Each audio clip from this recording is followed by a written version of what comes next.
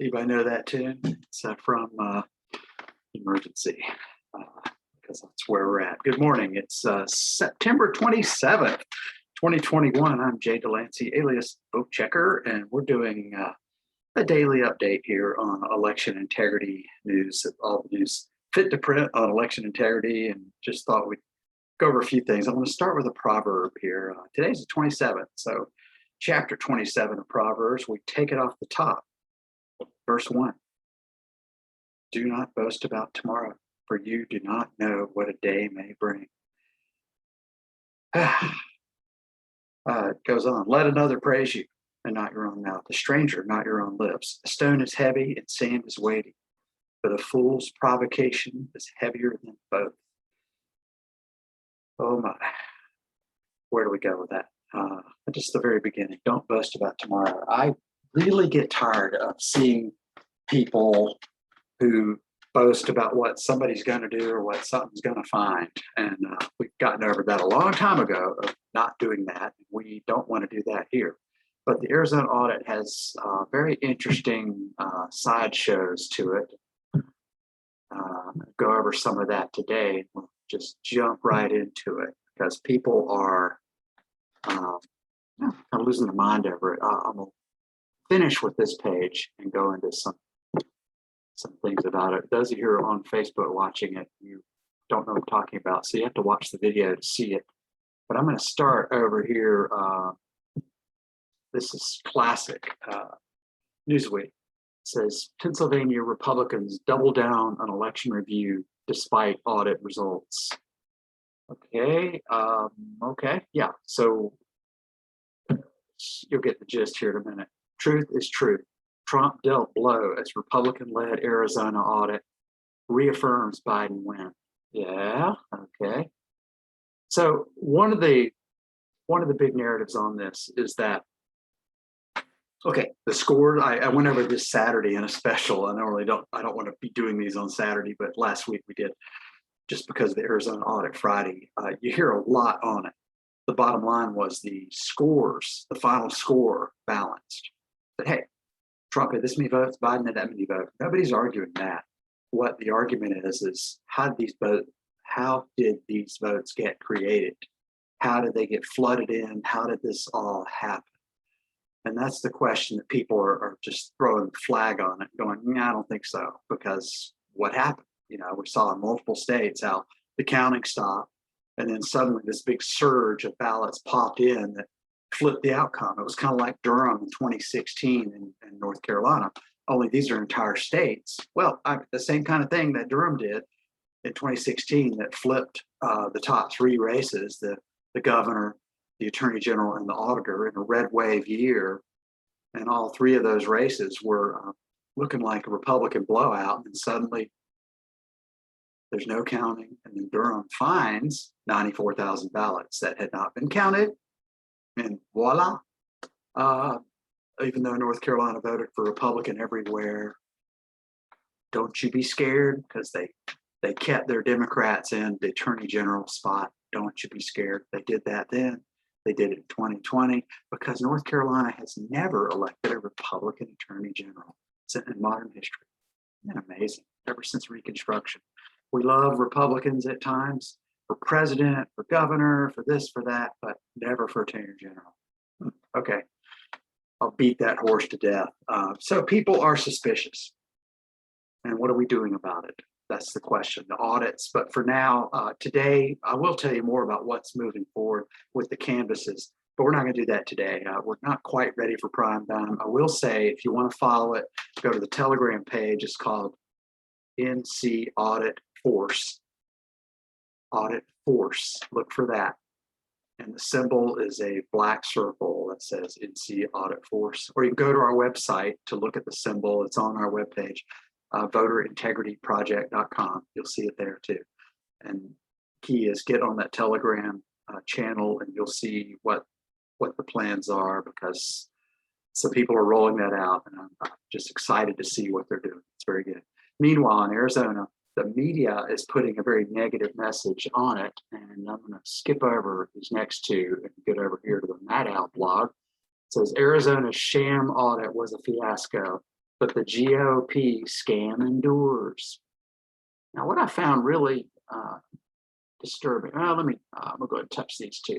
This is kind of a sideline because there's a guy who's trying to make, he wants to make some bones out of this too. He's a guy who worked for Fox. His name is Chris Stirewalt. He was the expert who called the Arizona election for Trump very early in the night. And let's see. The former Fox News editor who called Arizona for Biden says the Cyber Ninjas audit was meant to undermine trust in the elections. No, Chris, it was meant to look under the hood and see how these people who control the election black boxes, to see how they did their job and what kind of oversight they have. The answer is no oversight. That's a problem, and I'm so glad. Our fears for the last 10 years, that Voter Integrity Project, I'm sad that everyone now sees our fears, but I'm glad that a lot of people are awake to it now. The only question is it too late? I don't think it is, but we got a fight ahead of us. All right, so good old Chris Stirewalt, how do you say it? S-T-I-R-E, Stirewalt. He says, oh, Cyber Ninjas, it's meant to undermine elections. By the way, speaking of Chris, he was fired. Fox News editor fired after Arizona Biden call says audit damage is done. So he was fired after playing a leading role in calling Joe Biden's November election victory in Arizona before any other news network had said that he did not feel, Stirewalt said he did not feel vindicated by last week's election audit results because the damage has already been done. I'm not sure what that meant. But the point to this is this guy is doubling down on his, I called it the way I wanted to call it. That's the way it is. Too bad. And the media is rallying around him to call him a hero and all that stuff. But he's definitely piling in with all the others who are saying, oh, it was a death blow to Trump. It was horrible, horrible. Now, if you just Google audit results, you're going to find the audit results. Now, I haven't done the C-SPAN. But it's some good, if you Google Arizona audit results, Republican caucus. It's just really hard as you look for things. What you cannot find is the actual results. I will show you the most important results page. But first I want to show you how the wizards of the universe have, when you just search Arizona audit reports, what you get. Arizona's sham audit was a fiasco, but GOP's scam endures. That's the top link. Then you have former Fox News editor says Cyber Ninja was meant to undermine trust. Talk of the county reader opinion. Even after Arizona audit results, you fools keep believing that ex-liar in chief. Audit won't end. Arizona Republicans plan more hearings. AG will investigate, and Cyber Ninja faces questions. That's not bad. That's a Arizona TV station, I guess. Yeah, Channel 12, KP and X. Arizona taxpayer. They're trying to make it seem like anybody still interested in this issue is cray and is undermining public trust in the electoral process. Might as well get used to that. We were accused of that the first time we ever found anything wrong, which was a bunch of people who had gotten out of jury duty by convincing the court that they were not U.S. citizens. We'll have a lot more to say about that later because it's a very interesting little fight we've been in with the deep state of North Carolina over the issue of exposing non-citizens. And as soon as we exposed it, the board chair of the Wake County Board of Elections at the time, Aida Doss Hubble, publicly accused us of undermining public trust in the electoral process. She went on to deny our evidence and deny, it wasn't much evidence, it was data. We learned a big hard lesson. It was fair. She didn't like our data and she didn't consider it evidence because data is not evidence. That was an education for us. There's a point to this, and that is that we carried that evidence all the way through. I'm sorry, we carried that data all the way through and even got another state agency, the NCDMV, to agree that some of our people on the list were not citizens, even though it was a much smaller list than what we had. And there's a reason for that. We'll go into some other day. The point was, she said we're undermining public trust. And then a couple of weeks later, she very quietly voted with the lone Republican on the board to remove 11 of our people who we had no proof were non-citizens. She removed them from the voter. They voted to remove them from the voter roll, and they made criminal referrals to ICE. That was in the summer of 2012. Those were our first criminal referrals. We were very happy to see that, gratified, but you didn't see it because that was just on the correction page in the News Observer, and it wasn't, WRL didn't get on there and say, hey, we made a mistake.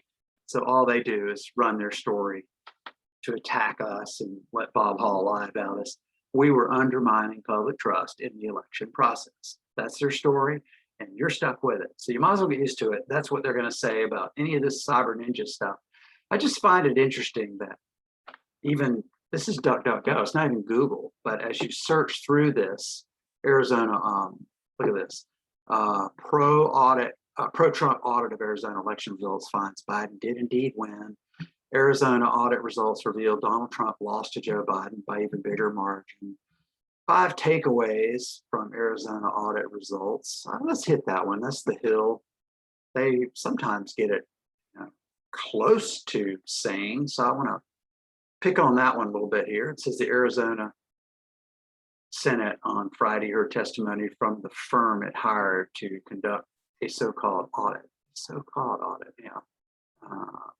So we know where this one's going, don't we?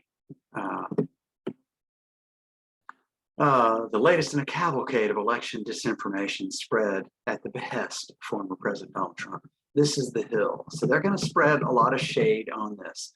And what they're doing, even when you try and Google it, we wasted more than $6 million of taxpayer money. Even when you Google it or duck it, even when you duck it, you're going to find that the search engines are making sure that we're not going to get what you need to know about it. And it's what I want is the Cyber Ninjas report. What I find we're getting is we'll leave it at that for now. You have to dig into it to actually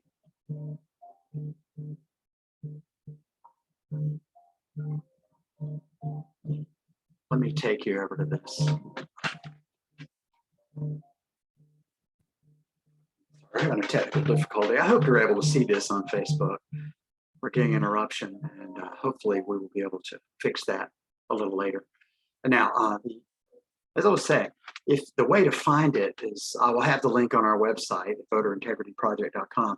But the key to everything here is Arizona Senate Republicans.com. Arizona Senate Republicans.com. And that's going to be your only way to find it because they've made it really difficult to find it through Google or just searching. Arizona audit results. What you're not getting is the actual results. You're getting all these news stories talking about the results and bragging about how, what a waste of time, that we move back further into that story. Now, let's just put Cyber Ninjas in there and show you what happens there. CYPR. Might be able to find the report there. Oh, Christianity Today. Whoa, here we go. There's a good one. I didn't see that one before. That was good. So you have the shade on it. Report insinuates wrongdoing. Fan calls for probe. That's some good news. So there is something here. Intentionally misleading or staggeringly ignorant. Maricopa County destroys Cyber Ninjas after laughable audit. New civil rights movement. So that's a left-wing organization. So what I'm trying to say is it's very difficult to find good information on this. But at least we are seeing that Fan called for calling for an audit. That's some good news. I want to touch on just one other aspect of the show that we'll have to get back to you on this Arizona Capital Times. That sounds hopeful. I want to show you where the audit page is and show you just one page that is really problematic and go over it slowly. And we will be sure that you get a sense of this. Continue to the site. I'm not sure what's going to happen there, but we'll see. Okay, Ninja report insinuates wrongdoing. Fan calls for probe. This is good. This is what happens. Now, question is, can Senator Fan get the probe? Yes, she can. She made the referral to the Attorney General's office, and that's the way it works. You do the audit, then you get the results back, you see where the problems were, you make the referral over to the Attorney General's office. The Attorney General can either prosecute it or appoint a special prosecutor. Note the order of events. You don't start with a special prosecutor. You start with getting the evidence. You start with seeing what they gave you and what they didn't give you. And this is what I want to, well, gee whiz, just like that. Okay, this is what I want to be sure you see before we go away today, is the actual, where to find it, the actual audit results. You can look at it, because it's very difficult to search it on the interweb. You know, you might be able to find it, but to find this report, the best way is to go to Arizona Senate Republicans, plural, ArizonaSenateRepublicans.com, and they have an audit tab. And if you're looking at the video of it, you can see it because I'm sharing our desktop. I hit the audit link and it has every document. There it is, every document from the entire endeavor here on this one page. So what you get is her cover letter, which is very interesting. And I went over that Saturday. I'll touch on it briefly here just to show you what it says. Hopefully. This is the problem with live television, is sometimes stuff doesn't load like it should. Okay, it's a PDF document, and it's written to Mark Bronovich, the Attorney General. She attaches this letter and points to, she talks about, okay, the final results did not change. That's a sigh of relief to all the rhinos and the never Trumpers and the Democrats out there, that the final score didn't change. The problem was how they got to the score is problematic. Did they destroy ballots? There's a lot more evidence here than there ever was in North Carolina and the infamous 2018 congressional election. However, I won't go down that rabbit trail. It says the signature verification process for absentee ballots is imperfect and requires improvement and additional testing. Signatures on mail-in ballots should not be accepted unless they closely match the voters' authenticated signatures that are on file.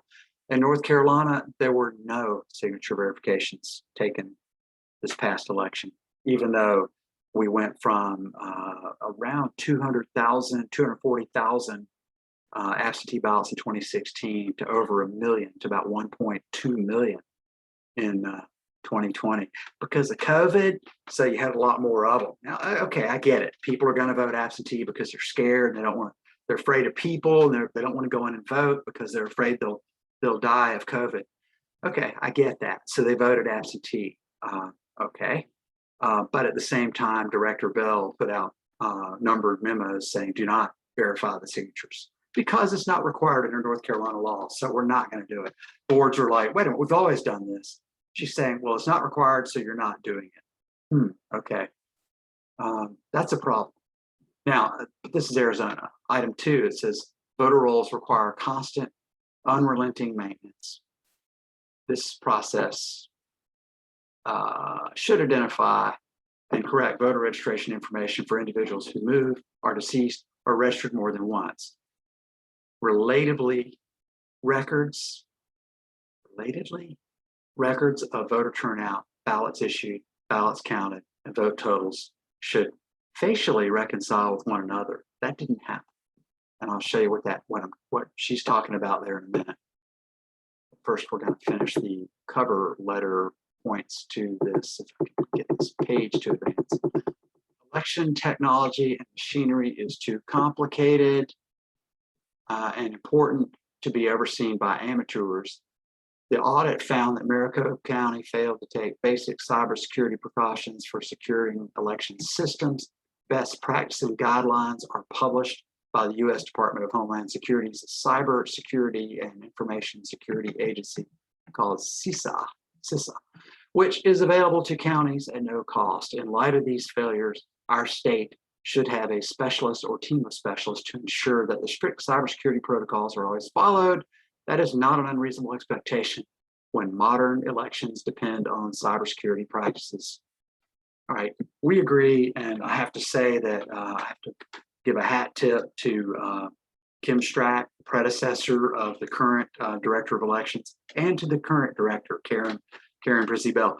They did bring federally funded positions in to handle cybersecurity in North Carolina. The problem is they're overseen by the Board of Elections. So the same agency that is conducting I don't mean this pejoratively, but I'll say it, they're processing the data. They're processing all that information. They also are employing the people who are watching them. So if you're doing a crime, it's like having the detective on staff from the government. You're doing a crime, or you're not doing a crime. Maybe you are, maybe you're not, but you're doing something. And instead of letting an outside agency watch and ask questions, you bring them in and make them employees of your agency. That's a vulnerability. We'd like to see those employees cut away from the Board of Elections and put them over on a legislative audit team that is empowered to conduct the legislative oversight, which they are allowed to do by the Constitution, and the courts have upheld that. But the legislature needs to grow a spine and take back oversight of the elections, and don't just delegate it to a state agency and let them handle every aspect of it. We've already seen where the investigative wing of the Board of Elections is corrupted. And now we're seeing where there's a vulnerability here that we need to mitigate. And the way to mitigate is to cut those employees away from the Board of Elections and put them over under a different agency. You could put them under Secretary of State. You could put them under auditor. I would not support those. I think it should be the legislature, because it's already in the Constitution that the legislature has the penultimate authority. I'm paraphrasing, but they are named, enumerated as the authority for elections. So why would you want to delegate it to some other agency when the legislature should be doing it? Okay, so that's what I have to say about CISA. And then this item 4 is a very bad point. Very good point, very bad.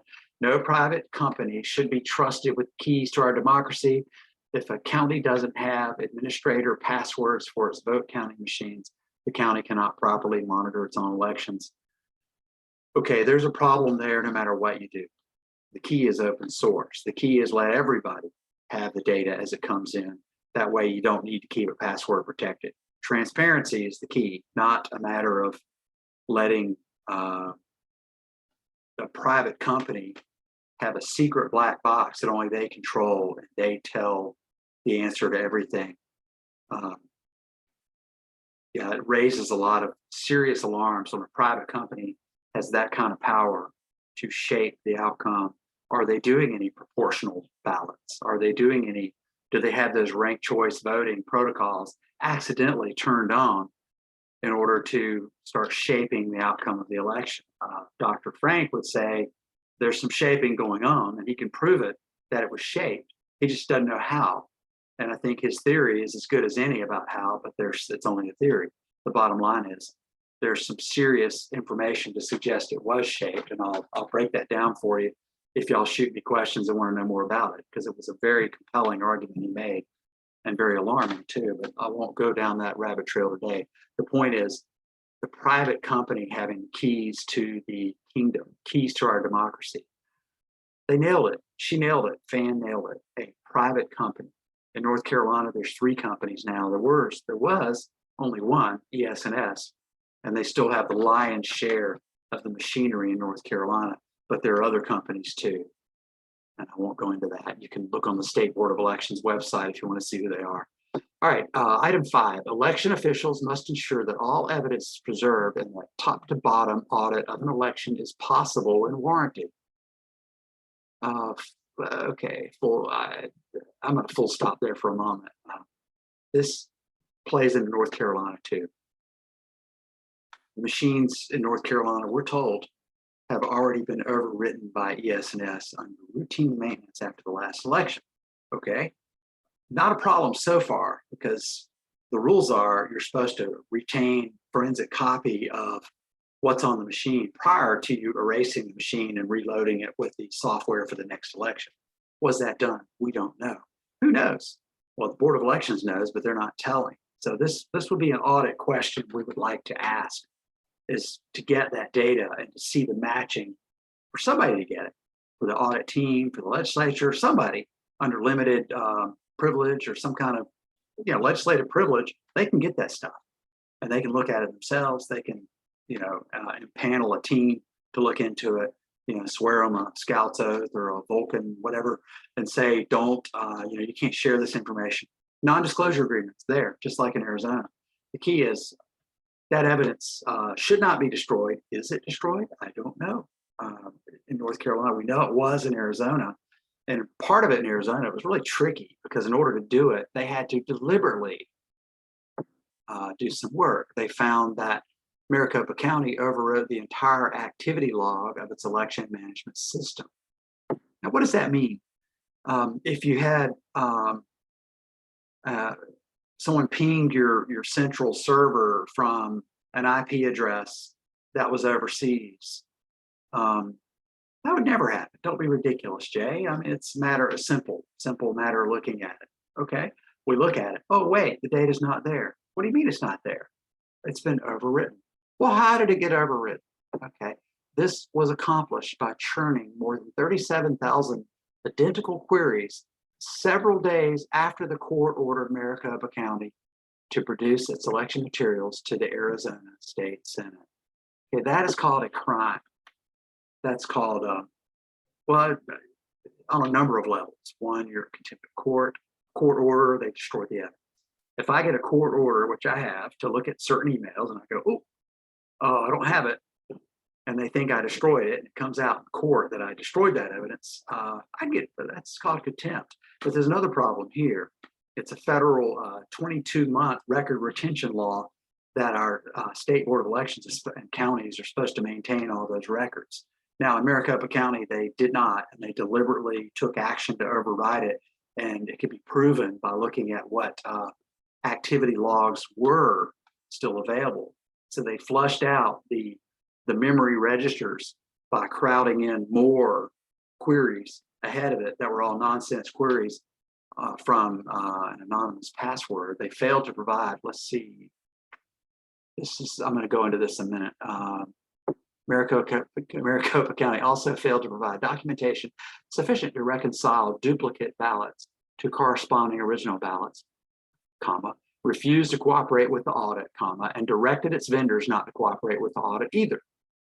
Our laws should require transparency and affirmative cooperation from every elections official. That was Karen Phan's letter to the Attorney General, and she's asking him to take appropriate action on this. So we shall see about that. Now, I want to go into some of the eaches on the Ninja report. Oh, I'm sorry. First, I got to find it. All right, back to Arizona Senate Republicans.com.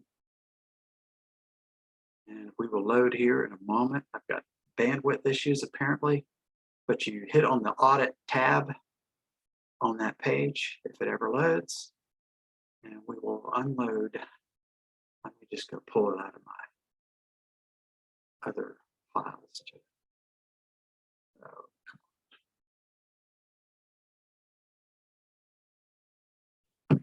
What we're going to do, there it is. Okay, under audit, we go to the Cyber Ninjas report, and there are several pages of the report. I just want to highlight a couple of them.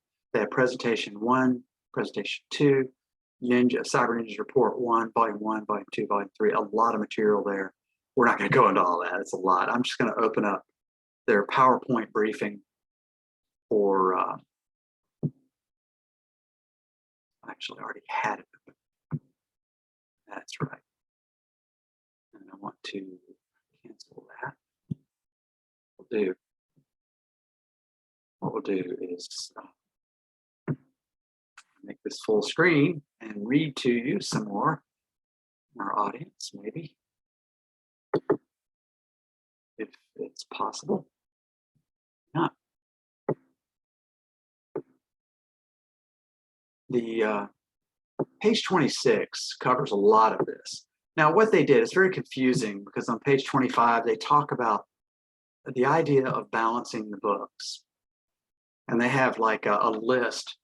So we have our own names for it in North Carolina. We have the names we call it, but Arizona, they call it's a file that their Board of Elections uses called the EV32, which is the Early Voting Sense, the SENTS, a list of all the ballots mailed out, includes the date mailed, the address mailed to, and the ballot type.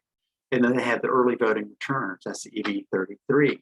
List of all the ballots received for early voting, includes the date returned and the method. So 32 and 33 are going to have a gap.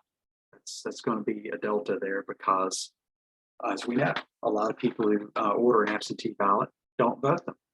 I'm guilty of that. I have ordered an absentee ballot, and then I decided to walk in person and do it. So just there's other folders here that we look at that are very important. And you're going to see this terminology in a minute. You're going to wait, what?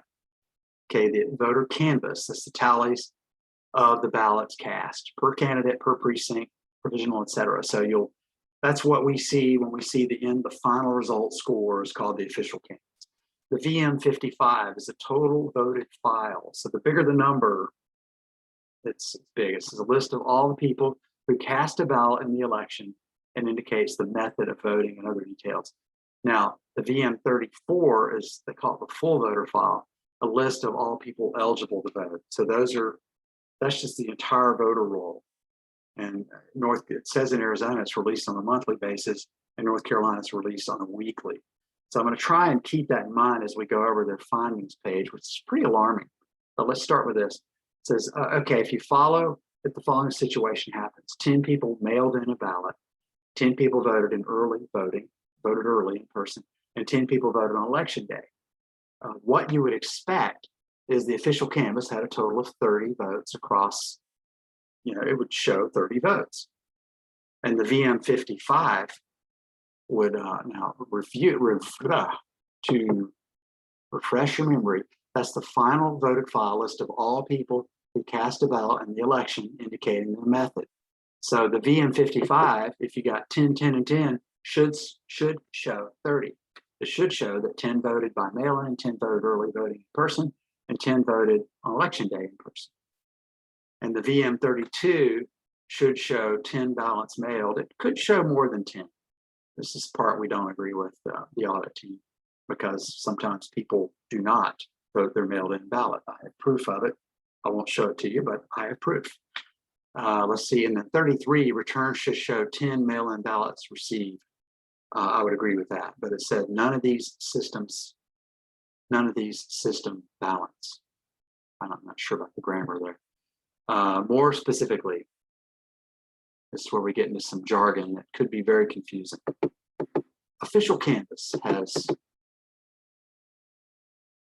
3,400 roughly ballots cast.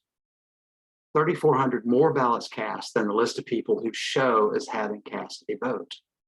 So the VM55 shows who all cast a vote, and there's 3,400 more of them, more ballots cast than the list of people. So that's a problem. It's a real problem. But don't worry, the vote totals didn't change. Okay, I'm not sure what that means in light of stuff like this. The second bullet says, a little over 9,000 mail-in voters show returning more ballots than they were sent. Okay, that's a problem too. So how did they return more ballots than they were sent?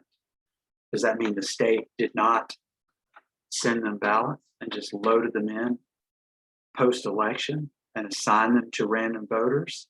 That's one theory. The other is the state, oh, we forgot to log it and we had to mail them another ballot because they spoiled the first one. Hey, there's a theory.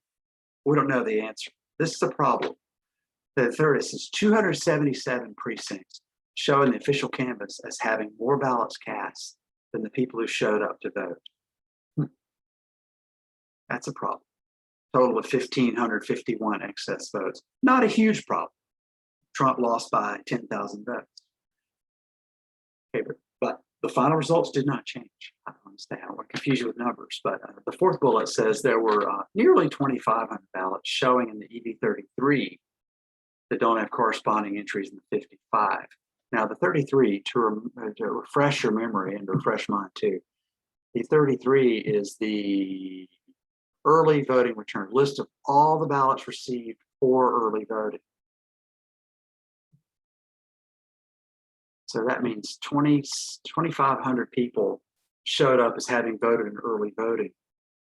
But that number was short by 430 on the official list. So that's another discrepancy of what happened to those 430 voters. Then you have another almost 400 mail-in ballots show as received in the EV33, but they never show as being sent. That's a problem. They touched on that earlier. How are these people having ballots received in their name, but they were never sent? Oh, it's a bookkeeping error. Yeah, that's always a good fallback. Question is, how do you prove it? Prove it or disprove it? How do we do that? This is what audits do. This is why it has to go deeper. Bottom line to it is 250,000 early votes show up in the overall vote list that do not have a corresponding record in the EV33, which is all the people who voted. I keep going to the wrong page. Early voting returns, a list of all ballots received for early voting. And yet there were 255,000 votes credited in the final tally that had no record in the as being on the early voting. Were those all the vote by mail people? Was that another administrative error? Or were they ballots that were loaded in, assigned to people who didn't vote? And we just assigned them. This is the kind of thing we're wondering about. And it sounds kooky conspiratorial, but I know for a fact, Major Dave did some great research here in 2016, finding that people were getting absentee ballot requests assigned to them after the election, long after the election. My wife was one of them. In February, a file dump with 14,000 people who had requested an absentee ballot, and just doing a spot check. Why do we suddenly have all these requests loaded in 3 or 4 months after the election? And Dave called me up and said, "Did your wife vote absentee?" She did not. She voted in person on election day that year. So I went down to the Wake County Board of Elections and said, "What do you show?" They said, "Yeah, she requested an absentee ballot." I said, "Really? Let me see the request document." They didn't have one. There was nothing signed by my bride to request that ballot, yet their cyber package showed that she had requested a ballot. Now you go look up in the voter lookup, it says, no, she voted in person, but she requested an absentee ballot. Did she really? Now, I know I have before. I've requested an absentee and then voted in person.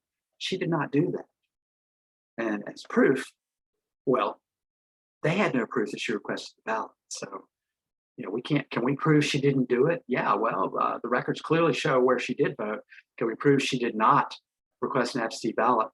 Well, the burden of proof isn't on us. The burden of proof is on them to show how did she request an absentee ballot when you have no record of it, it seems, because there's no record there. Yet suddenly in February, they added 14,000 people who had requested an absentee ballot out of the blue. How did that happen? That's worth pursuing. We commend Major Dave on that was some good research. Now, the point to this is Arizona has big problems. So does North Carolina.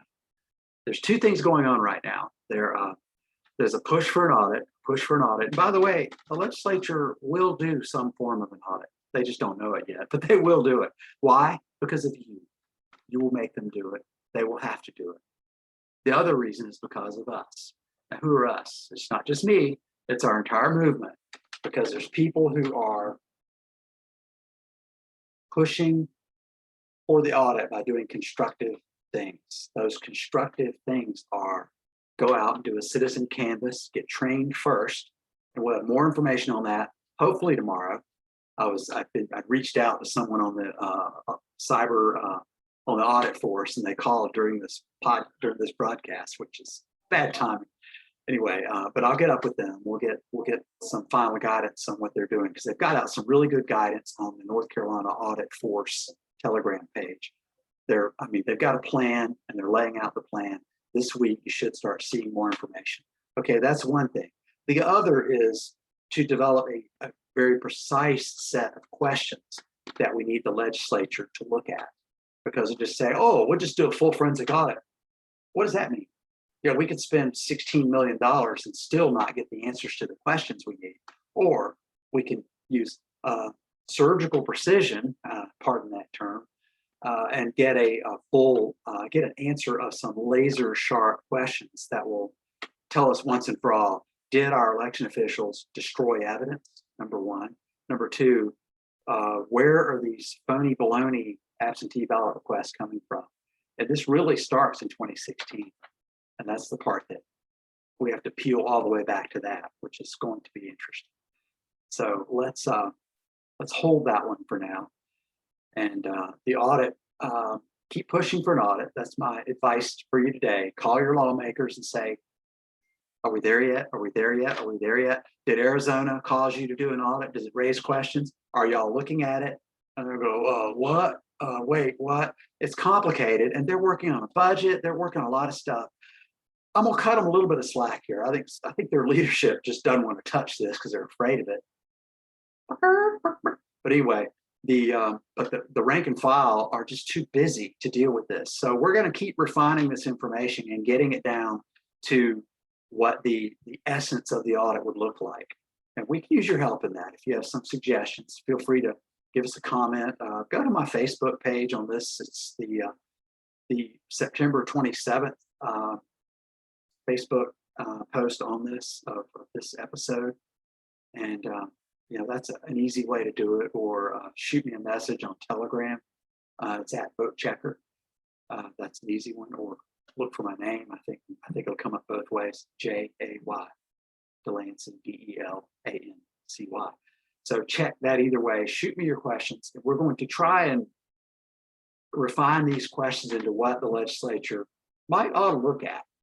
So we're optimistic. These things are going to move forward, but they're not moving forward very quickly, and they need to keep the pressure on, because in about a year from now, on September 3rd, 2022, all the evidence goes poof. They will have safe harbor to destroy everything. And the key between now and then is for them to stall. So we need to keep the pressure on the legislature to push for this audit. That's your most important thing to do. And I'll give you all the links to this website, certainly the Cyber Ninjas, and we will leave it at that for today. Hope you have a blessed day and keep the faith. Okay, Jay Delancey, alias Vote Checker. I am soon to be out of here.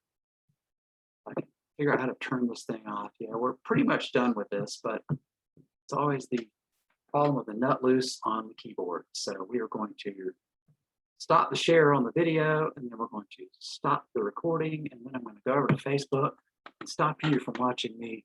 There we go.